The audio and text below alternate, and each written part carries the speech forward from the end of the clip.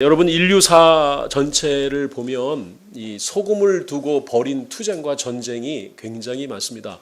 인류사를 어떤 분은 소금 전쟁으로 그냥 과히 그렇게 표현하는 분도 계시죠. 독일과 오스트리아가 소금 때문에 전쟁했고요. 여러분이 잘 아시는 당나라와 삼국을 통일한 신라가 서해안에 염전을 두고 전쟁을 했습니다. 수많은 나라들이 소금을 두고 이렇게 투쟁했고 전쟁했습니다. 인도를 점령한 영국은 어땠느냐 하면 인도에 있는 모든 염전을 영국 소유로 다 소유하고 뺏어 버렸습니다. 그래서 염전에서 나는 모든 소금을 영국 자기들의 소유로 만들고 다시 그것을 인도 사람에게 무지무지 비싼 가격을 주고 되팔았습니다. 폭리를 취한 거죠. 착취를 한 거예요. 길거리에 소금을 주어도 소금법 위반이에요. 잡아가는 거예요. 급기야 3.1 운동처럼 마침내 소금세 폐지 운동을 벌였습니다. 착취와 지배에 대한 저항이 벌어진 거죠. 간디를 중심으로, 여러분 잘 아는 간디라는 사람을 중심으로 비폭력 무저항 운동을 벌였습니다. 이 운동은 360km를 걸어가는 운동이었습니다. 맨발로 360km를 걷는 운동이었습니다. 1930년 3월 70여 명으로 시작한 이 무저항 비폭력 저항 운동은 영국 기마병 말 발굽에 짓밟히고 곤봉의 머리통이 터져가면서 피를 흘렸는데, 그러면 끝날 줄 알았어요.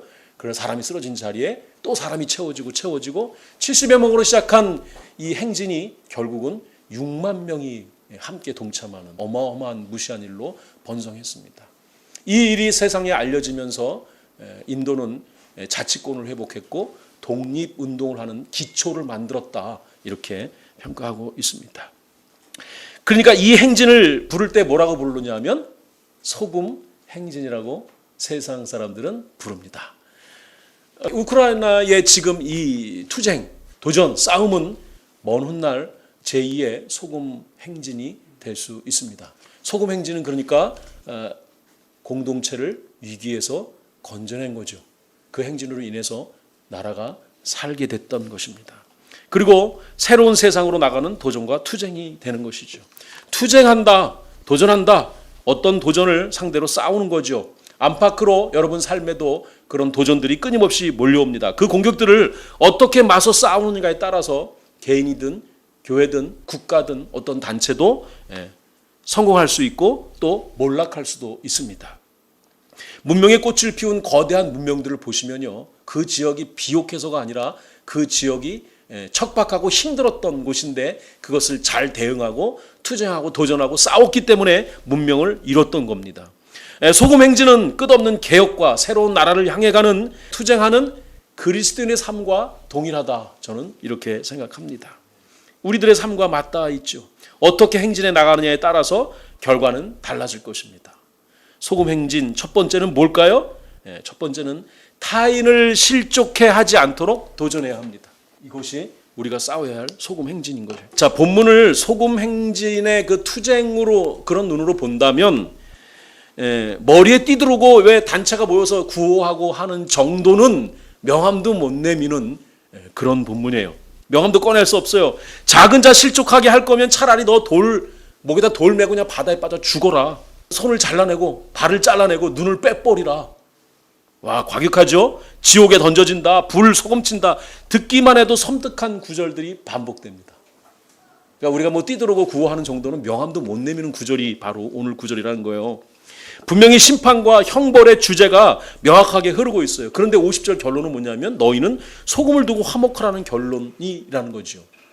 분명히 심판인데 뭔가 평화의 메시지가 함께 들어가 있는 거예요. 자, 이 본문 되게 고요한 것 같은데 응축되어 있고 압축된 문장들로 가득합니다. 만약에 우리나라 사람들한테 이 글씨와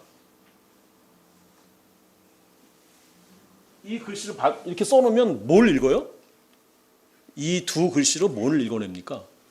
난 놓고, 그렇지, 난 놓고 기억자를 모른다를 읽겠죠. 이 두 글씨, 이 두 단어만 봐도 본문이 바로 이런 것 같아요. 이런 의미처럼 그렇게 응축되어 있고 압축되어 있는 내용들인데, 부정과 긍정이 공존하고 있고 또 생명과 사망이 공존하고 있는 거예요. 하나님 나라와 지옥이 공존하고 있는 그런 본문이에요. 그런 단어들로 이렇게 표시되어 있단 말이에요. 그래서 중요한 단어 전체적으로 만약 그러므로가 반복되고 있고 43절 47절 앞부분에는 실족하게 하다 49절 50절에는 소금이라는 단어가 반복됩니다.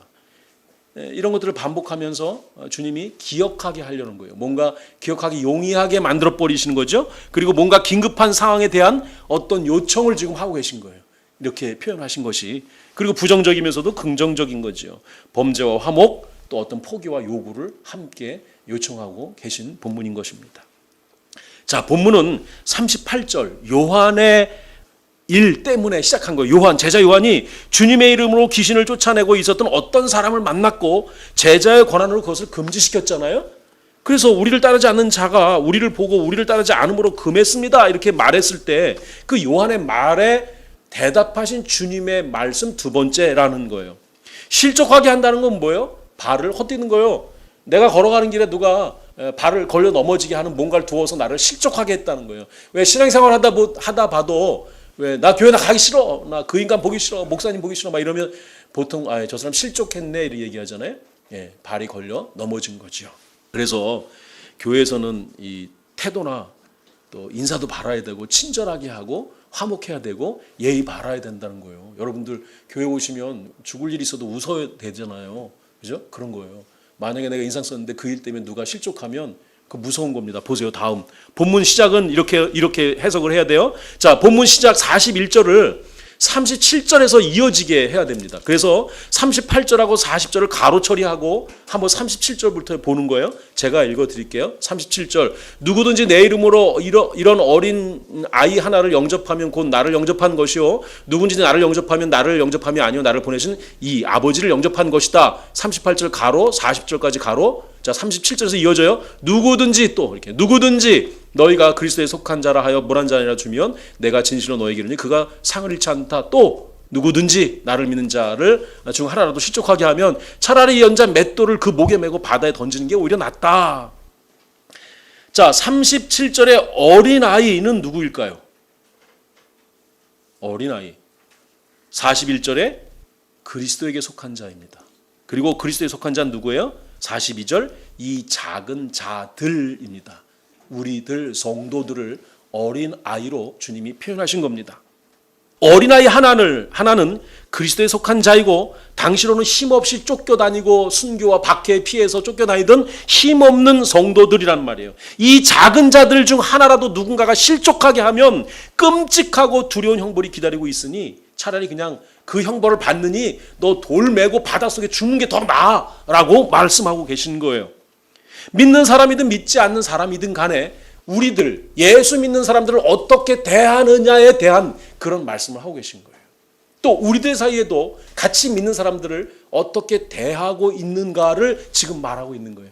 여러분들이 여기 있는 믿는 사람들을 어떻게 대하는가, 또 밖에 있는 믿지 않는 사람들이 우리를 어떻게 대하는가에 대한 이야기라는 거예요. 블리스버거를 운영하시는 우리 집사님이 37절에 어린아이예요.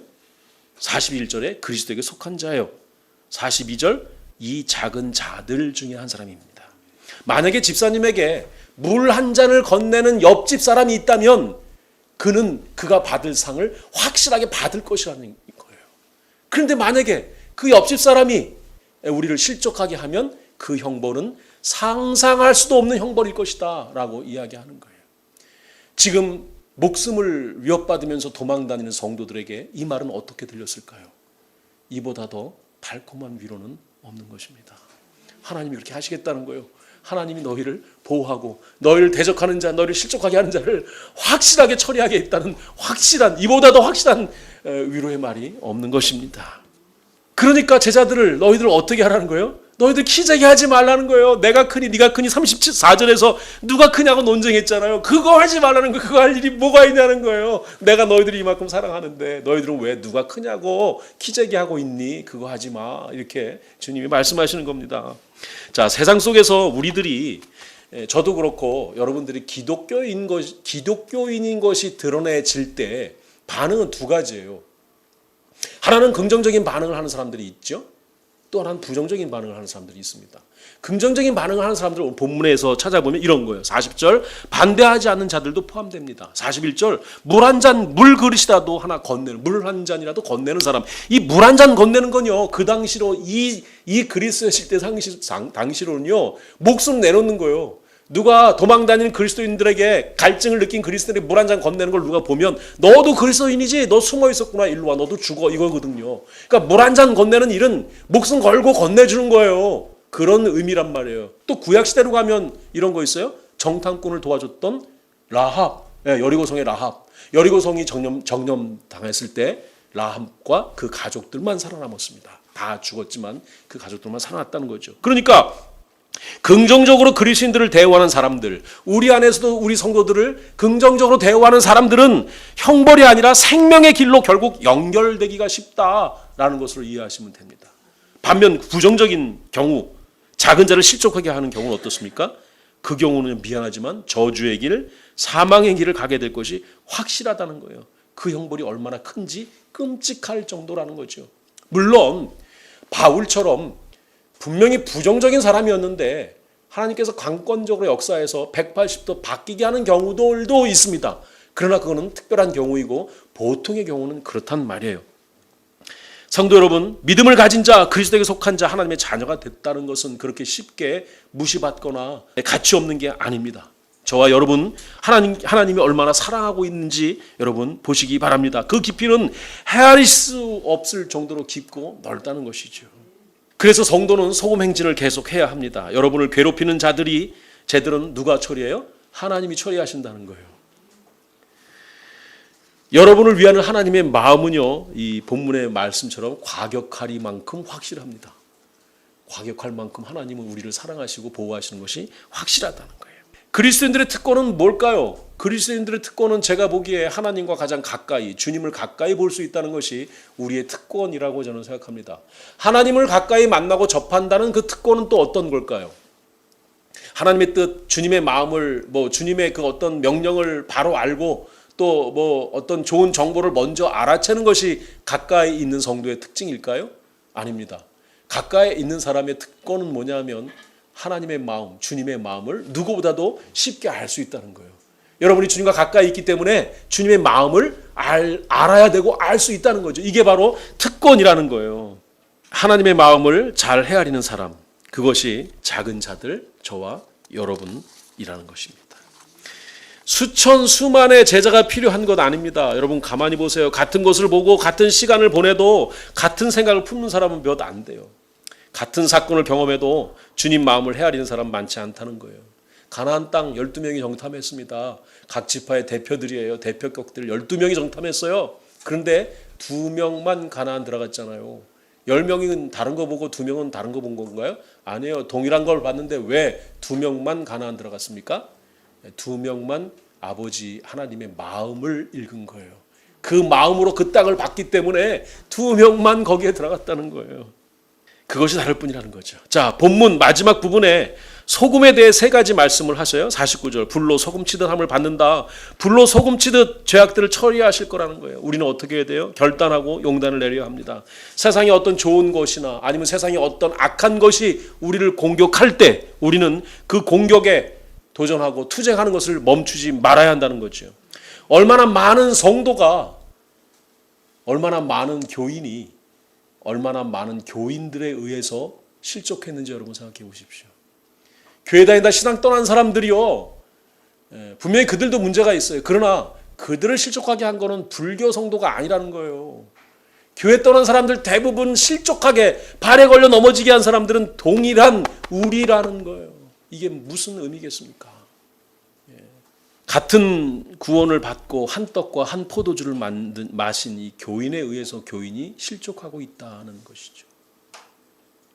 소금 행진은 인도 독립의 기초를 만들었고 자신의 목숨을 걸고 공동의 이익을 추구한 타인을 위한 싸움이었고 투쟁이었습니다. 소금 행진으로 누가 일약 스타가 됐어요? 비폭력 운동가 간디가 스타가 되어 탄생했습니다. 여러분들이 소금 행진을 할 때 우리도 그렇습니다. 어떻게 만들어질까요? 우리는 소금 행진을 할 때 소금이 된 제자가 되는 거예요. 소금이 된 제자. 자, 구원을 받으면 예수를 믿는 순간 우리는 이미 소금이에요. 그러나 맛을 내는 건 그 자체로 맛을 내지 못합니다. 어떻게 해야 돼요? 투쟁하고 싸워야 하고 도전해야 합니다. 끊임없이 투쟁과 싸움과 도전하지 않으면 맛을 낼 수는 없단 말이에요. 자체로 소금으로 있으면 뭐 하겠어요? 어딘가에 섞여서 맛을 내야 하는 거 아닙니까? 그러기 위해서는 우리는 소금 행진으로 맛을 낼 수 있다는 거죠.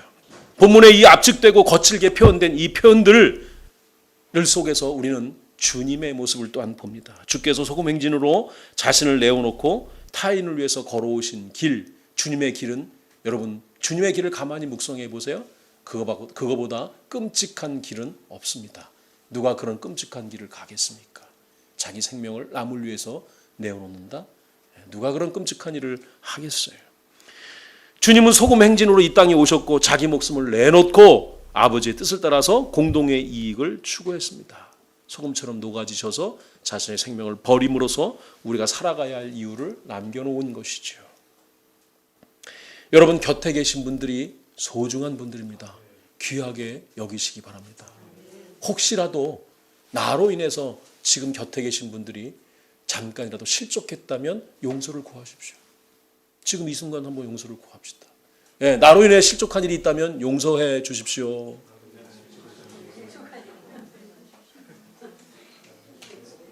예, 부부 사이에 그런 일이 더 많죠. 예, 가까울수록 그런 일이 더 많아요. 예, 가까이 있기 때문에. 예. 자, 소금 행진은 투쟁이고 도전이라 그랬어요. 그럼 이 투쟁과 도전을 누구와 함께 해야 될까요? 만약에 이 소금 행진의 투쟁을, 이 도전을 아내와 함께 한다면 거기가 바로 지옥 아닙니까? 그런 지옥은 없는 거예요. 남편과 함께 투쟁한다? 거기는 지옥이죠. 그건 지옥의 불입니다. 그런 지옥은 상상하기도 어려운 무서운 지옥인 것이지요. 궁극적으로 우리가 이 싸워야 할 대상은 사람이 아니라 사탄입니다. 사탄이에요. 그러니까 소금 행진은 멀리 있지 않는 거죠. 만약 남을 실족하지 않도록 우리가 잘 싸웠어요. 타인을 실족하지 않도록 도전했어요. 그런데 타인은 실족하지 않도록 도전하고 싸웠고 투쟁했는데 내가 실족해버리면 그보다 허탈한 것이 무엇이 있겠어요. 자, 소금 행진 두 번째 뭘까요? 나 스스로 실족하지 않도록 도전해야 됩니다. 나를 실족하지 않도록 여러분 나를 세워야 되는 거예요. 10년 된 디바인 교회를 이렇게 볼 때마다 소금 행진을 다 해오고 있구나. 정말 투쟁과 싸움이 끝없이 이렇게 이어지고 있구나 하는 걸 생각할 때 희망을 느끼고 또 감사한 마음을 이렇게 느낍니다. 간디가 소금 행진을 할 때 360km 걸었죠. 우리 조 목사님이 열흘만 걸으면 그 키로 넘어갑니다. 소금 행진을 계속 하고 계십니다. 수백 킬로 떨어진 곳에서 여러분과 함께 예배하기 위해서 비행기를 타고 날아오는 장로님이 여기 계십니다. 기독교인이라서 당해야 했던 서러움과 억압을 묵묵히 참아내며 자신의 길을 잘 결정하고 계신 우리 박 장로님도 여기 계십니다. 변해도 이렇게 변할 수가 없다고 그래요. 주변에서 전영동 집사님 그랬다면서요. 저는 그 변하기 전의 모습을 몰라서 지금의 모습만 보니까 투쟁한 것이죠. 싸워온 겁니다. 여러분 주일 아침에 기도 시간 너무 은혜스럽지 않아요? 기도 인도하시는 분의 이 정돈된 사상과 생각 여러분 놀랍지 않습니까? 처음에 저분 안 그랬어요. 너무너무 정돈된 생각으로 기도하시는 모습 너무나 은혜스럽습니다. 말로 다 할 수 없지만 여러분의 삶 모두 다를 저는 축복합니다. 여러분이 소금 행진으로 투쟁하고 있고 기독교인의 삶을 잘 살고 계시기 때문에 그렇습니다. 반면에 여러분 찔리려고 하는 얘기 아니에요. 반면에 구약의 앞부분에 보면 전혀 다른 삶을 살았던 한 사람이 나옵니다. 아브라함의 조카 롯의 아내입니다. 소돔성과 고모라성에 살았어요. 음란한 땅에 살았어요. 하나님께서 하늘로부터 심판의 불을 내리시죠. 그때 기회를 줘서 그 성을 빠져나옵니다. 달려나오고 있었어요. 그런데 롯의 아내가 그 성에 두고 온 것이 아쉬워서 쳐다보는 순간 소금 기둥이 되어 버렸습니다. 격하리만큼 이 말씀하신 본문의 손과 발 그리고 눈은 뭘까요? 손과 발처럼 여기고 있는 것들이겠죠. 나의 오름들, 나의 생각들. 이건 이래야 돼 하는 것들일 거예요. 손과 발이 되어서 나를 늘 움직이게 하게 하는 어떤 것들일 거예요. 그것이 성향일 수도 있고 나쁜 습관일 수도 있습니다. 죄악일 수도 있고 죄를 좋아하는 성향일 수도 있고 또 음란한 것일 수도 있고 어떤 중독일 수도 있고 세상의 가치관일 수도 있습니다. 이런 것들이 손과 발인 거예요. 성도들은 죄악을 떠나 고상한 별에 사는 사람이 아니죠. 롯의 아내처럼 늘 그 싸움으로 달려야 하는 사람들입니다. 비신앙과 싸우고 자신과 싸우는 행진을 늘 달려야 하는 거예요. 그런데 어때요? 저를 봐도 제 손과 발이, 제 눈이 저를 늘 범죄하게 하더라 이거예요. 그럼 잘라버린다고 해결될까요? 만약에 손과 발 자르고 눈 뺀다고 해결될까요? 아마 입으로 범죄할 겁니다. 끝이 없는 이 범죄와의 싸움인 것이죠. 자신과의 싸움인 거예요.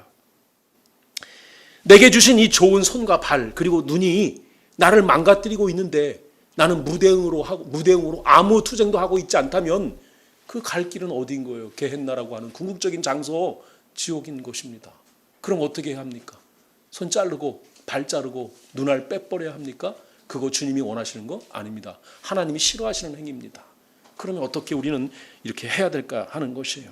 자, 49절. 사람마다 누구든지 불로서 소금 치듯함을 받으리라. 여러분 지난주에 구약의 제사 드릴 때 이 제물을 태울 때 함께 던져져 태워지는 땡땡초가 있었죠? 네, 우슬초였습니다. 우슬초를 제물을 태울 때 거기에 같이 던져서 같이 태워버리는 그런 일이었습니다. 자, 레위기 2장 13절에는 이렇게 얘기해요. 내 모든 소제물에 소금을 치라. 내 하나님의 언약의 소금을 내 소제에 빼지 못할지니 내 모든 예물에 제물에 소금을 드릴지라. 동물을 잡아드리는 제사에 우슬초를 던져 넣듯이 식물로 드리는 제사 소제에는 이 소금을 쳐서 제사 드렸습니다. 그렇게 하나님이 하라고 하셨습니다. 유대인들은 더 나가서요. 그 제물을 태우는 장작에까지 나무에게까지 소금을 쳐서 태웠어요. 더 완벽하게 하려고 그렇게 했다는 것이죠. 한번 상상해봐요. 불길 속 화염 속에 쌓여있는 재물들을 상상해 보십시오. 불타서 죄가 완전히 사라지는데 거기에 소금을 더 치는 거예요. 정결함을 더하는 것이죠. 완벽한 어떤 정결함을 더하는 거예요. 자, 재물은 주님을 상징하지요. 그렇죠? 재물은 주님이잖아요. 재물이 주님을 상징한다면 그럼 재물에 치는 소금은 뭘까? 여러분 뭐예요? 재물에 치는 소금은 뭐라고 생각해요? 소금은 우리 성도들을 의미할 수 있습니다. 그런데 성경에는 이 소금이라는 것의 의미가 너무나 많이 다양해요. 뭐 약속도, 황폐함도, 교회나 은혜, 기쁨, 지식 이런 거 다, 지혜도 다 소금으로 표현합니다. 최후의 심판, 버림받음도 소금으로 표시합니다. 재물에 치는 소금은 뭘까요? 자, 이어지는 마지막 절 50절. 소금은 좋은 것이에요. 근데 맛을 잃으면 무엇으로 짜게 하리요? 소금이 맛을 잃으면 소금 자체로서는 다시 맛을 낼 수 있는 방법이 있습니까? 없습니다. 소금이 한번 맛을 잃으면 그건 끝나는 거예요. 다시 맛을 찾을 수가 없단 말이에요. 그런데 너희 속에 소금을 두고 화목하라는 거예요. 자, 저는 이 소금을 세상에 반드시 필요한 것, 없어서는 안 될 것이라고 분명히 크게 규정했습니다. 그리고 함께 죽어져야 한다는 의미에서 성도를 소금이라고 말할 수는 있겠지요.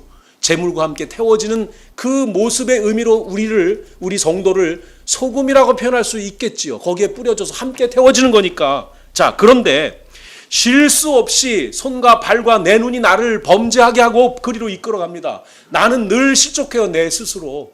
그러면 내가 맛을 잃는 건데 그러면 어떻게 해야 돼요? 내가 맛을 잃는데 소금이라고 말할 수 있을까요? 이 말을 제가 드리고 싶은 거예요. 사람으로서 성도를 소금이라고 할 수 있는가? 우리 소금이라고 얘기해요. 성도를 소금되게 하는 그것이 소금 아닐까 하는 거죠. 봐요. 50절 보세요. 50절이 말하는 소금. 50절이 말하는 소금이요. 소금은 좋은 것이에요. 만일 소금이 그 맛을 잃으면 무엇으로 이를 짜게 하리오에서 여러분이 방점을 찍는다면 무엇에 방점을 찍겠습니까? 이 본문에서 어디에 가장 중요하다고 방점을 찍겠어요? 만일 소금이 그 맛을 잃으면 무엇으로 이를 짜게 하리오 해서 어디예요? 무엇으로입니다. 소금이 맛을 잃었어요. 무엇으로 이를 짜게 다시 할 거냐는 거예요. 무엇으로의 방점이 있는 거예요. 내가 소금이 아니고 무엇으로 맛 잃어가는 나를, 내가 늘 죄악으로 범죄로 달려가는 맛을 늘 잃어가, 늘 실족해. 그런데 이 맛 잃은 나를 무엇으로 다시 짜게 할 수 있냐는 거예요. 그것을 두고 화목하라는 것이죠. 이렇게 봐야 맞는 겁니다. 인본적으로 사람을 소금화시켜서 우리가 마치 소금? 그냥 가면 소금 됩니까? 우리가? 안 돼요. 늘 우리도 죄 짓잖아요. 그런데 어떻게 우리가 소금이에요? 무엇으로 맛을 낼 거예요? 이미 맛은 늘 잃고 있는데.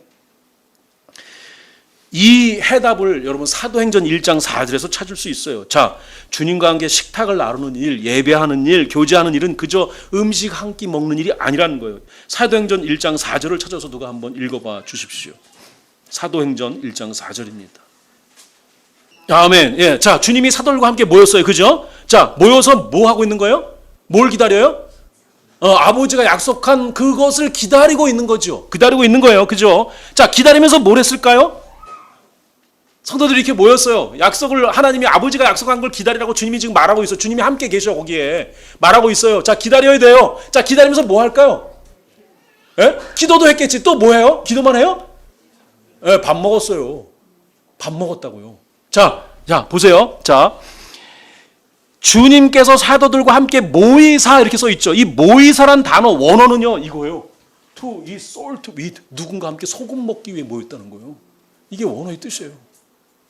이게 그냥 한글로 안 나타나는데, 자, 제자들이 주님과 함께 모였어요. 아버지가 약속한 그 성령을 기다리는데 소금 먹기 위해서 기다렸다고 말하고 있단 말이에요. 자, 50절에 너희 속에 소금을 두고라는 이 말, 소금을 두고란 말은 소금을 나눠 가지라는 뜻이에요. 자, 이 소금을 두고 화목하라는 의미가 여러분 명확하게 드러나지죠? 소금을 두고 화목하라는 의미가 여기서 명확하게 밝혀지는 겁니다. 우리들이 모인 이 예배 자리는 주님이 함께하고 계신 겁니다. 주님과 사도들이 소금 먹기 위해서 모였단 말이에요. 소금은 뭐예요? 주님의 영, 성령이라는 것이죠. 주님의 영, 소금이 맛을 잃으면 아무리 인간이 노력한다 할지라도 그냥 잠깐 웃길 수 있겠죠. 그러나 거기에 진정한 맛은 없다는 거예요. 성령이 함께 주실 때 우리는 소금이 되는 것이죠. 그래서 오늘 우리는 그런 노래했어요. 성령의 권능이 나의 권능이 되고 나는 아무것도 아니라는 거예요. 주님의 지혜, 소금, 성령이 함께하지 않으면 나는 아무것도 아니라고 노래하는 이유가 바로 그것인 거예요. 소금이 맛을 잃으면, 성령이 움직이지 아니하시면, 성령이 여러분과 함께하지 아니하시면 우리의 모든 인간적인 노력은 그냥 인간적인 것뿐이에요. 성령을 날마다 먹는 일이 바로 나를 실족하지 않게 다스리는 일이고 나를 행진할 수 있게 하는 투쟁이고 도전이란 말이에요. 성령은 오늘도 저와 여러분 속에 운행하고 계십니다. 우리가 다스려야 될 것은 무엇입니까? 스스로를 실족하지 않게 하기 위해서 성령의 도움을 구하셔야 되고 성령을 찾아야 합니다. 우리 속에 있는 성령을 불태워야 합니다. 더 활활 태워야 하는 것이죠. 주님이 부르시는 날까지 그 소금 행진을 우리는 멈추지 않을 것입니다. 멈추지 않는 그 사랑이 있어서, 멈추지 않는 주님의 은혜가 있어서 우리는 갈 수 있는 거예요. 멈추지 않는 사랑 때문에 우리는 소금 행진을 할 수 있는 것입니다. 투쟁할 수 있는 것입니다. 여러분 삶이 그런 삶이 되시기를 간절히 축복합니다.